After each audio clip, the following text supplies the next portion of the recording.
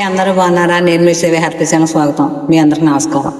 అయితే మనం మర్యాదను కోరుకోకూడదు, మనం ఎవరి దగ్గర మర్యాదని ఆశించకూడదు.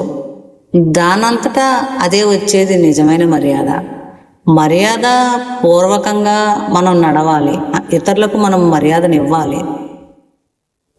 ఇతరులకు మర్యాద ఇచ్చుకుంటూ వెళ్ళడంలో నిజమైన భక్తి ఉంది. మీ ఎలాగో మీకు చెప్తాను. మర్యాద ఇవ్వడం అనేది మన్ననకు కారణమవుతుంది. మాధవుడు ఎదుటివారిలో ఉన్నారనే భావన మీకు మర్యాద ఇవ్వాలని అనిపిస్తుంది. ఇతరులందరూ కూడా మాధవ స్వరూపమే, మానవులందరూ కూడా మాధవ స్వరూపమే. మాధవుడు మనుషుల రూపంలో ఉన్నాడు, మాధవుడు జీవజాల రూపంలో ఉన్నాడు అనే భావన మీకు ఎదుటివారి మీద నిజంగా మర్యాద కలిగిస్తుంది, మర్యాద కలుగుతుంది.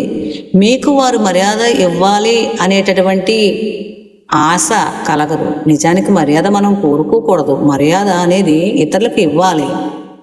ఇచ్చేవారుగా మీరు నండి, పుచ్చుకునేవారుగా కాదు. మర్యాద వచ్చిన దాన్ని పోగొట్టుకోమని నేను అన్నాను, కానీ మర్యాద కోరుకోవద్దు. ఎందుకంటే మర్యాద మన్నన అనేది మనమే ఇతరులకు ఇస్తూ ఉండాలి. మనం ఇచ్చుకుంటూ ముందుకు వెళ్ళడమే నిజమైన భక్తి. ఎందుకంటే పరమేశ్వరుడు సమస్త రూపజాలంగా ఉన్న ఆయన మనకు మర్యాద ఇవ్వాలని మనం కోరుకోవడం నిజానికి అజ్ఞానం అవుతుంది. విజ్ఞానవంతులు ఇతరులకు మర్యాదనిచ్చారు, మర్యాద కోరుకోలేదు. ఎందరో గొప్పవారు. శంకర భగవత్పాదులు మర్యాద కోరుకోలేదు, రమణ మహర్షులు గారు మర్యాద కోరుకోలేదు. ఆయన ఎప్పుడు కూడా ఇతరుల పట్ల మర్యాదగానే ఉండేవారు. అలా మనము కూడా ఇతరుల పట్ల మర్యాదగా ఉండాలి, మాధవుని అన్నిటా దర్శించాలి.